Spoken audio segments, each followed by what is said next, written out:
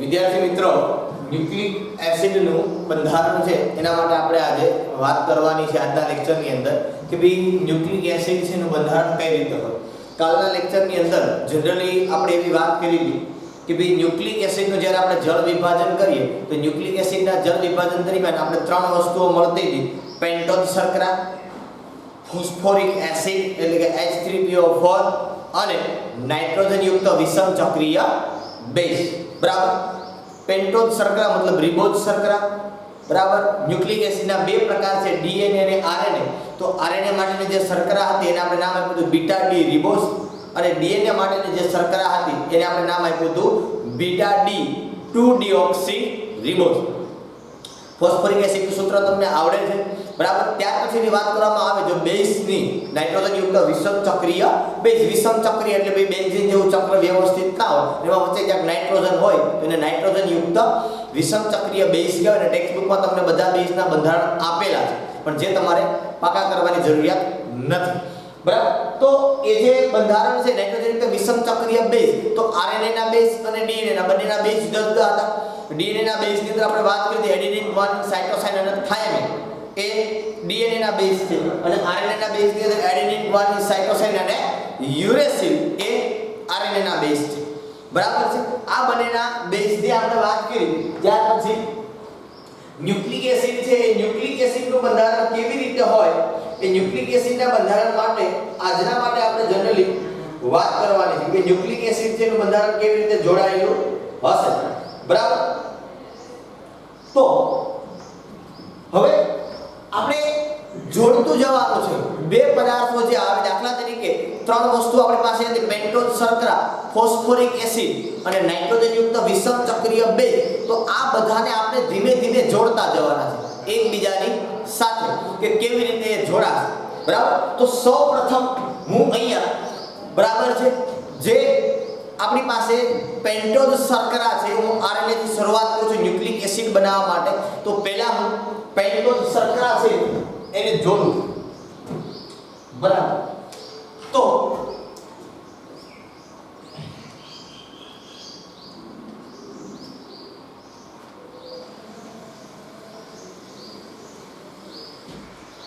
Pentose શર્કરામાં તમને ખ્યાલ છે હું આરએનએ ની પેન્ટોઝ શર્કરા અત્યારે લખું છું અહીંયા. બરાબર. તો બીટા ડી રિબોઝ છે કે તમને ખબર છે પહેલા આવે OH OH અહીંયા H અને CH2OH. આ તમારી પેન્ટોઝ શર્કરા છે. આ પેન્ટોઝ શર્કરાની સાથે તમારે બેઝને જોડવાનો છે.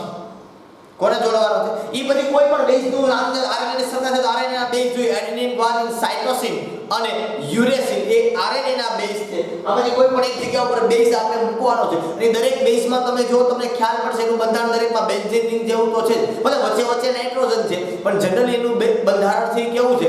બેન્ઝીન રિંગ જેવું તેનું બંધારણ છે. એટલે ઈ ક્યાં જોડાશે? તો કે ઈ અહીંયા પેન્ટોઝ શર્કરાના પહેલા કાર્બન સાથે જોડાશે. ક્યાં જોડાશે? પેન્ટોઝ શર્કરાના પહેલા કાર્બન સાથે.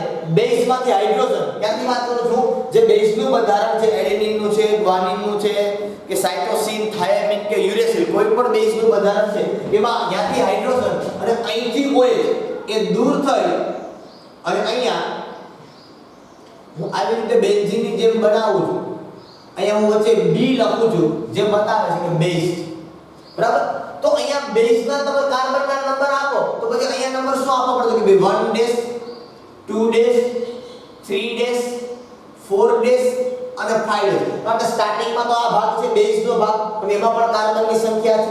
તો અહીંથી એને 1 2 3 4 બેઝના કાર્બન જે કઈ છે એને 1 2 3 4 5 6 એવો નંબર આપીએ. તો જે શર્કરાના કાર્બન છે એને 1 ડેશ 2 ડેશ 3 ડેશ 4 ડેશ અને 5 ડેશ એવી રીતે નામ આપો. તો જ્યારે બેઝ અને પેન્ટોઝ શર્કરા જ્યારે એકબીજા સાથે જોડાય, યાદ રાખો શેની વાત કરું છું? બેઝ અને પેન્ટોઝ શર્કરા એ એકબીજા સાથે જ્યારે જોડાય તો તેને ન્યુક્લિયોસાઇડ કહેવાય. શું બોલાય? ન્યુક્લિયોસાઇડ. જો યાદ રાખો આપણે બનાવવાનો છે ન્યુક્લિક એસિડ. શું બનાવવાનો છે? Nucleic acid. અને ન્યુક્લિક એસિડ શું છે? તો કે ન્યુક્લિક એસિડ એ પોલીન્યુક્લિયોટાઇડ છે. એટલે આપણે પહેલા તો ન્યુક્લિયોટાઇડના અણુ બનાવવાનો છે અને એ ન્યુક્લિયોટાઇડ એકબીજા સાથે જોડાય અસંખ્ય અને ન્યુક્લિક એસિડ બનાવે છે. હજી આપણે શું બનાવ્યું છે? ન્યુક્લિયોસાઇડ બનાવ્યો છે. ઓકે, હવે આપણે બનાવવું છે ન્યુક્લિયોટાઇડ. આ શું બનાવ્યું આપણે? ન્યુક્લિયોસાઇડ. એટલે ત્રણમાંથી બે જોડાણા એટલે આપણે ન્યુક્લિયોસાઇડ કીધું. બરાબર છે. હવે આપણે બનાવવું છે ન્યુક્લિયોટાઇડ. કેવી રીતે ન્યુક્લિયોટાઇડ બનશે? તો તમે જો તો તમને થોડો આઈડિયા આવશે. ન્યુક્લિયોટાઇડ જે તમારે બનાવવાનો છે તો એના માટે પહેલા આ બે જે છે એને જોડી દઉં છું એઝ ઇટ ઇઝ. કોની વાત કરું છું? ન્યુક્લિયોસાઇડ વાળો ભાગ આપણી પાસે જે છે એને એઝ ઇટ ઇઝ હું જોડી દઉં છું. એ નંબર આપી દઉં 1 ડેશ 2 ડેશ 3 ડેશ 4 ડેશ અને અહીંયા જે આવશે એને હું લખી નાખું છું 5 ડેશ. તો આઈ એમ સોરી ફોર ધેટ. થોડીક જગ્યા ઘટશે આપણે ત્યાં.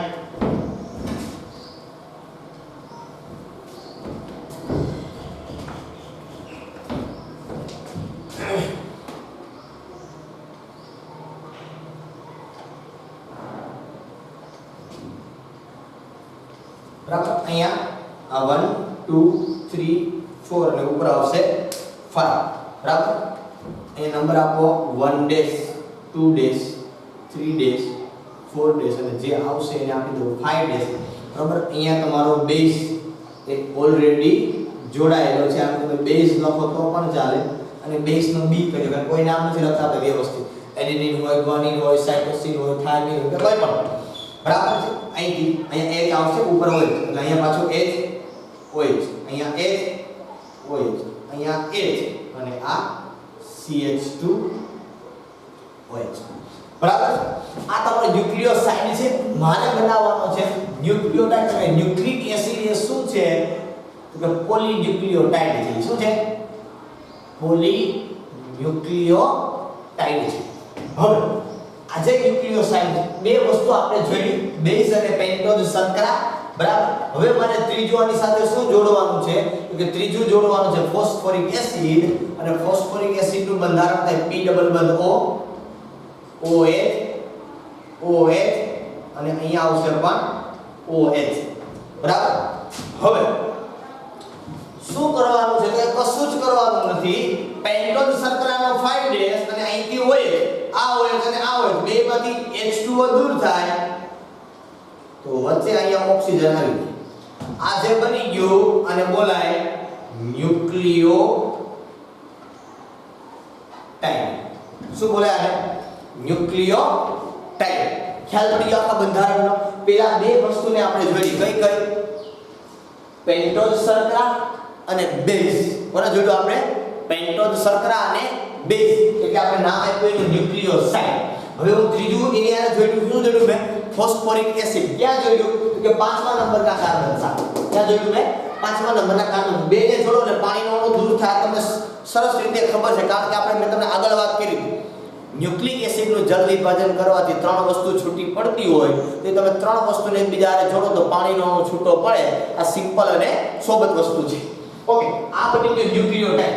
આપણે શું કરવાનું છે? તો કે સર આપણે તો પોલીન્યુક્લિયોટાઇડ બનાવવાનું છે. આવા અસંખ્ય ન્યુક્લિયોટાઇડને એકબીજા સાથે આપણે જોડવાના છે. તો કઈ રીતે એકબીજાને આપણે જોડી શકાય એના માટેની વાત કરીએ. બરાબર.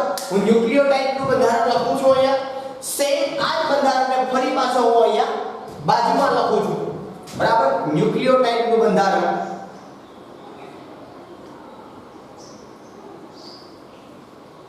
અહીંયા 1 ડેશ 2 ડેશ 3 ડેશ 4 ડેશ અને ઉપર આવશે 5 ડેશ. બરાબર. અહીંયા આવી જશે આપણો બેઝ. અહીંયા H OH OH અહીંયા H.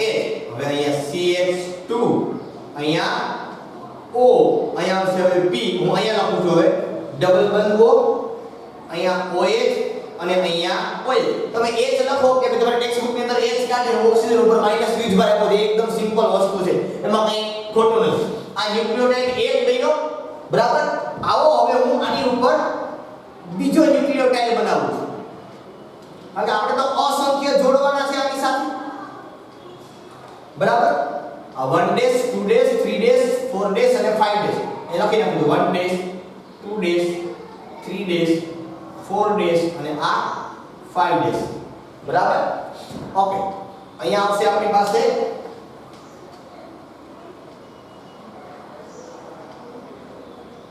આ બેઝ અહીંયા H અહીંયા આવશે OH અહીંયા આવશે H આ CH2O પછી અહીંયા P ડબલ બંધ O અહીંયા OH અને અહીંયા OH બરાબર આવી રીતે આપણે એને જોડ્યા હવે જો આ પણ ન્યુક્લિયોટાઇડ છે અહીંયા ઉપર નંબર આપી દઉં 1 ડેશ 2 ડેશ 3 ડેશ 4 ડેશ અને 5 ડેશ જો મારી પાસે અત્યારે આ બે ન્યુક્લિયોટાઇડ છે સરસ રીતે દેખાય છે સમજો ખાસ હવે આ બેને કેમ જોડવાના છે તો કે આ બેને કેમ જોડવાના છે તો કે ફોસ્ફોરિક એસિડ નો OH કોનો OH ફોસ્ફોરિક એસિડ નો OH અને કાર્બન જે છે 3 ડેશ પેન્ટોઝ શર્કરાનો જે 3 ડેશ નો કાર્બન છે એનો OH આ બેને એકબીજા સાથે જોડવાના છે આ વાયા ઓક્સિજન થી જોડે આ જે શૃંખલા બની આને ડાઇન્યુક્લિયોટાઇડ બોલાય શું બોલાય આને બે ન્યુક્લિયોટાઇડ જોડાણા એટલે શું બોલાય ડાઇન્યુક્લિયોટાઇડ બરાબર આ જે સાંકળ બની એને કહેવાય ફોસ્ફો ડાઈ એસ્ટર સાંકળ શું બોલાય આને ફોસ્ફો ડાઈ એસ્ટર સાંકળ શા માટે તો કે બે જોડાણ થઈ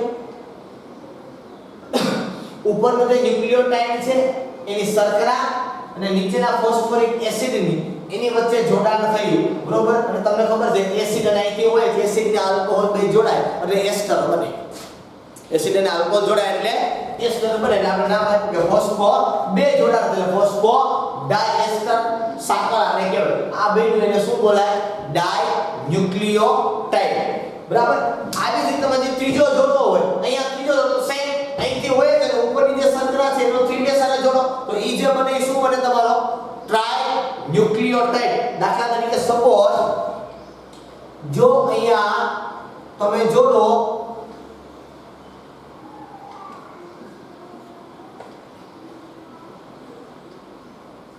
આ તમારો બેઝ આ H અહીંયા CH2O P ડબલ બંધ O અહીંયા OH આ બીજો તમારો બની ગયો બરાબર nucleotide 1 dash 2 dash 3 dash 4 dash અને આ 5 ડેશ બરાબર તો અહીંથી OH અને અહીંથી OH એકબીજા સાથે જોડાય ફોસ્ફોડાયસ્ટર સાંકળ આ બની ગયું તમારું ટ્રાઇન્યુક્લિયોટાઇડ આગળ વધી જોડતા જાઓ હવે જો આખી તમે શૃંખલા છે એને વ્યવસ્થિત રીતે જોવો તો થોડો એવો તમને આઈડિયા આવે કે જનરલી જે જોડાણ થાય છે જોડાણ કઈ રીતે થાય છે તો તમે જનરલી જે જોડાણ થાય છે એમાં તમે જો તો પહેલા કોણ આવે છે સૌથી પહેલા તો કે પહેલા શર્કરાની ઉપર બીજું કોણ જોડાણ તમને ખબર ને શર્કરા સાથે કોણ જોડાણ હતું બે શર્કરાની ઉપર બેઝ એની બાજુમાં ફોસ્ફોડાયસ્ટર પાછળની પાસે શર્કરા તો આવી રીતે તમે એને બનાવો તો આખી લિંકેજ કેવી બને છે તમે જોજો લિંકેજ જે બને છે એ લિંકેજ કેવી બનશે એને તમે થોડું એવી જોવાનો પ્રયત્ન કરો તો તમને થોડાક એવો આઈડિયા છે એ આવશે બરાબર આપણે એને જોડી જો લખતા જઈએ શું શું આપણે જોડેલું હતું તો કે પહેલા આપણે શું લખ્યું અહીંયા તો કે પહેલા આપણી પાસે હતી પેન્ટોઝ શર્કરાની ઉપર કોણ હતો હલો બેઝ આપેલો બેઝ ની નીચે કોણ છે શર્કરાની બાજુમાં કોણ છે તો શર્કરાની બાજુમાં છે ફોસ્ફેટ હો હવે ફોસ્ફોરિક એસિડ નથી બાકી એસિડ નો OH અહીંથી નીકળી ગયો બરાબર ફોસ્ફેટ હાલો હવે ફોસ્ફેટ ની બાજુમાં કોણ છે પાછું તો કે ફોસ્ફેટ ની બાજુમાં આવી શર્કરા હાલો શર્કરાની ઉપર કોણ છે તો કે શર્કરાની ઉપર છે બેઝ હાલો શર્કરાની બાજુમાં કોણ છે તો શર્કરાની બાજુમાં ફોસ્ફેટ હાલો ફોસ્ફેટની બાજુમાં કોણ હાલો ફોસ્ફેટની બાજુમાં શર્કરાની ઉપર કોણ હાલો શર્કરાની ઉપર બેઝ હાલો બેઝ શર્કરાની બાજુમાં કોણ પાછું તો શર્કરાની બાજુમાં ફોસ્ફેટ. પછી આગળ આવું ને આવું ચાલે, એનો મતલબ તમે આને આમ રાખી દો તો આ તમારું બંધારણ થાય ન્યુક્લિક એસિડનું. શેનું બંધારણ થાય? ન્યુક્લિક એસિડનું બંધારણ છે એ આખું થઈ ગયું. બરાબર છે? તો આવી રીતે આ એક જ બાજુથી જોયું. હજી એક અહીંયા OH છે, જો તમે એને આવી રીતે લખી શકો, લખવું હોય તો કેવી રીતે? કે ડબલ બંધ O, અહીંયા OH, સેમ અહીંયા ડબલ બંધ O, અહીંયા OH, સેમ અહીંયા ડબલ બંધ O, અહીંયા OH. આ એક છેડો થયો. હજી આ બાજુથી આવી જ રીતે અહીંથી હું ઊભો કરું તો પાછો અહીંથી જોડાય. આવો એક પાછો કેવો છેડો થાય? આવો બીજો છેડો થાય. એટલે જનરલી RNA છે ને એ એક સર્કિટ હોય. RNA છે કેવું હોય? એક સર્કિટ. હવે DNA પર મારા કાઈ નથી કરવાનું, એના 2 ડેશ ને OH ને બદલે હું કરી દેવાનું છે H, કારણ કે 2 deoxy છે. DNA આખું બની બરોબર છે. હવે DNA નું જે બંધારણ છે એ એક સર્કિલ બંધારણ, એને પ્રાથમિક બંધારણ કહેવાય. કેવું કહેવાય? આ એક વસ્તુને જોડી ના એક સર્કિલ બન્યું આવી રીતે. સમજો? આમ સર્પ જેવું રાખો તો થઈ જાય. અને વ્યવસ્થિત આમ સર્પની જેમ બનાવો એટલે આખો સર્પ આકાર થઈ. બરાબર છે? તો એક સર્પિલ આકાર થાય. એને એનું પ્રાથમિક બંધારણ કહેવાય. વોટસન અને ફ્રાન્સિસ્કો ક્રુક નામના વૈજ્ઞાનિકે DNA નું દ્વિતીયક બંધારણ આપ્યું, જેને આપણે DNA નું દ્વિસર્પિલ બંધારણ કહીએ છીએ. કેવું બંધારણ કહીએ છીએ એને આપણે? દ્વિસર્પિલ બંધારણ. આ એક જ ભાગ થયો. હજી આની ઉપર પાછળના જરૂર પાછું બીજું હોય, જેને આપણે જનરલી કેવું બંધારણ કહીએ છીએ? DNA નું દ્વિસર્પિલ બંધારણ કહીએ છીએ. દાખલા તરીકે આવી રીતે છે. બરાબર? આજે બન્યું ઈ શું બન્યું તમારે? તો કે આ એક બાજુનો છેડો બન્યો હતો. કેટલો છેડો બન્યો હતો? આ એક બાજુનો છેડો બન્યો. બરાબર છે? આવી જ રીતે પાછું બીજું બંધારણ છે એ તમારું થઈ શકે. આજે બન્યું એ કયું કે આને કયું બંધારણ કહેવાય? આવું જે બન્યું એને DNA નું દ્વિસર્પિલ બંધારણ કહેવાય. કેવું બંધારણ કહેવાય? DNA નું દ્વિસર્પિલ બંધારણ કહેવાય. બરોબર? હવે આ જે DNA નું દ્વિસર્પિલ બંધારણ છે એની અંદર મતલબ આ બેઝ છે, મતલબ આ જે વળાંક મેળવી જાય કે અહીંથી આમ આવી શકે. બરાબર છે? હવે જનરલી થાય તો કે અહીંયા બેઝ પાસે ઉપર જે હાઇડ્રોજન હોય તો કે હા, અહીંયા H છે તો કે હા, આની વચ્ચે સર હજી હાઇડ્રોજન બંધની રચના થાય. જેની રચના થાય કારણ કે અહીંયા નાઇટ્રોજન પણ હોય છે બેઝમાં, તમને ખ્યાલ છે. અહીંયા નાઇટ્રોજન હોય, ઉપર હાઇડ્રોજન છે, તો હાઇડ્રોજન બંધની રચના થાય. તો કે સર અહીંયા બેઝ કેવો છે? તો કે ખબર નથી, કોઈ પણ હોઈ શકે. બરાબર? તો જનરલી તમે ટેક્સ્ટ બુકમાં જો તમને ખબર પડશે કે એડેનિન અને થાઇમિન એની વચ્ચે બે બંધ હશે. અને ગ્વાનિન આવું પણ હશે ઘણી વખતે. અને ગ્વાનિન અને સાઇટોસિન વચ્ચે ટ્રિપલ બંધ હશે. ઘણી વખત આવું પણ હશે. C ટ્રિપલ બંધ G, A ડબલ બંધ T અને T ડબલ બંધ A અથવા તો G ટ્રિપલ બંધ C. ખાસ ધ્યાન રાખવાનું, તમને કદાચ MCQ તમારા ટેક્સ્ટ બુકમાં એવું છાપ્યું છે કે એડેનિન અને થાઇમિન સાથે હાઇડ્રોજન બંધ બને અને ગ્વાનિન અને સાઇટોસિન સાથે બને. પણ તમારે એ યાદ રાખવાનું છે કે ગ્વાનિન અને સાઇટોસિન સાથે 3 હાઇડ્રોજન બંધ બને અને એડેનિન અને થાઇમિન વચ્ચે 2 હાઇડ્રોજન બંધ બને. તમારી બુકમાં સ્પષ્ટતા નથી કે કેટલા બને. તમે જોવો તો તમારા દ્વિસર્પિલ બંધારણમાં તમને દર્શાવેલું છે કે કેટલા હાઇડ્રોજન બંધ બને. બરાબર? આ યાદ રાખવાનું છે. ઓકે, સેકન્ડ થિંગ ઉપર આપણે આગળ વધવાનું છે. તો એના માટે RNA ની વાત કરવી છે કે RNA છે ને એ જનરલી 3 પ્રકારના હોય અને એના કાર્ય ત્રણેયના જુદા જુદા. બરોબર? એક હોય mRNA, બરોબર? એક હોય tRNA, હું લાઈન ટુ લાઈન ચાલું છું, અને ત્યાર પછી એક હોય rRNA. હવે દાખલા તરીકે RNA કે DNA નું કામ એક છે, તમને ખબર છે, જનીન સંકેતની માહિતી છે એ લાખો વર્ષો સુધી જાળવી રાખે છે. બરાબર છે? વેસ્ટ ઇન્ડિઝમાં ક્યારે આપણા જેવા માણસો જન્મ થયો તમને લાગ્યું ક્યારે દેખાણ નહીં. બરાબર? કારણ કે DNA અને RNA જ્યારે કોષ વિભાજન થાય ત્યારે DNA છે એ બેવડાય છે અને કોષ વિભાજન દરમિયાન આવનાર જે બાળક છે એના બાળકોષની અંદર એ ફરી પાછું દાખલ થાય છે. બરાબર? તો જનરલી આ કામ શું કરે? RNA. હવે જનરલી આ કોષ છે, બરાબર છે, અને કોષની અંદર તમને ખબર છે કોષ કેન્દ્ર હોય ને કોષ કેન્દ્ર રસ હોય. હવે દાખલા તરીકે આવો જે ભાગ છે આવી રીતે આમ કંઈક તમારે રિબોઝોમ નામનું ને ગોલ્ગી કાય એવું બધું હોય આની અંદર. બરાબર? બહુ વિશેષ માહિતી ના હોય બાયોલોજીની. ઓકે, તો હવે mRNA એટલે આને મેસેન્જર આરએનએ કહેવાય. શું બોલાય? Messenger RNA. હવે આ જે મેસેન્જર આરએનએ છે ને એ શું કામ કરે? તો કે ભાઈ તમારા કોષ કેન્દ્રમાંથી ક્યાંથી? કોષ કેન્દ્રમાંથી જનીન સંકેતની માહિતી લે એટલે એને મેસેન્જર કહેવાય. ક્યાંથી લે છે? કોષ કેન્દ્રમાંથી જનીન સંકેતની માહિતી લે. કોષ કેન્દ્રમાંથી જનીન સંકેતની માહિતી મેળવે. ટીઆરએનએ છે એ ટ્રાન્સફર કરે આ માહિતીને જે જનીન સંકેતમાંથી જે એને માહિતી મળી કે ભાઈ આવા વાળ છે ને આવા કાન છે બરાબર છે આવું બોડી છે જે કંઈ હોય એની અંદર બરોબર એ માહિતી છે એને ટ્રાન્સફર કરશે ટીઆરએનએ દ્વારા આરઆરએનએ એટલે રિબોઝોમલ આરએનએ છે. આ બધા ટેક્સ્ટ ઉપર આપેલું છે રિબોઝોમલ આરએનએ. આ કોષ કેન્દ્રમાંથી જે માહિતી આવી એ રિબોઝોમ નામના જે અણુઓ છે કોષ કેન્દ્રની અંદર રહેલા એ રિબોઝોમ નામના અણુઓ છે એને આ માહિતી ટ્રાન્સફર કરશે. આ માહિતી રિબોઝોમ નામના અણુઓ મળશે. આ શું કરશે તો કે ભાઈ ડીએનએ ના અણુને ક્રમબદ્ધ રીતે ગોઠવશે. ડીએનએ ના જે અણુઓ છે એને ક્રમબદ્ધ રીતે આ માહિતી જે કંઈ ભેગી આવી એને ક્રમબદ્ધ રીતે આ માહિતી છે એને યોગ્ય રીતે ગોઠવવાનું કાર્ય છે એ આ આરઆરએનએ મતલબ કે રિબોઝોમલ આરએનએ એ રિબોઝોમ નામમાંથી પડેલું છે. રિબોઝોમ નામના અણુમાંથી આ નામથી આપવામાં આવેલું છે. તો આ રીતે ત્રણેય આરએનએ છે એના કાર્ય છે એ કરવામાં આવે છે. ઓકે, હવે પાછળના ભાગમાં તમને માત્ર ડીએનએ છે કે આરએનએ છે બરોબર તમે ટેક્સ્ટ બુકની અંદર તમે જો તમને બુક ટેક્સ્ટ બુકની અંદર વ્યવસ્થિત રીતે આપેલું છે. પાછળના ભાગમાં તમે એક્ઝેક્ટ સીધા વહી જજો.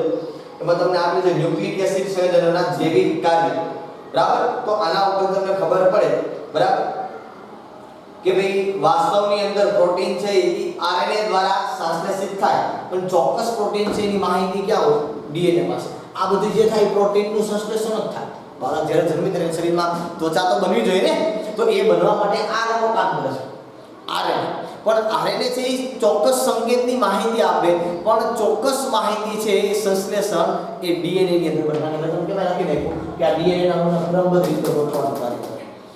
હવે માહિતી બધી આરએનએ પાસેથી કરે બધું કામ આરએનએ પણ ચોક્કસ એક્ઝેક્ટ માહિતી છે ક્યાં હોય છે? ડીએનએ પાસે હોય છે બરાબર. છેલ્લો ટોપિક છે તમારે વાંચી લેવાનો છે અંતઃસ્ત્રાવનો. એકદમ સરળ છે.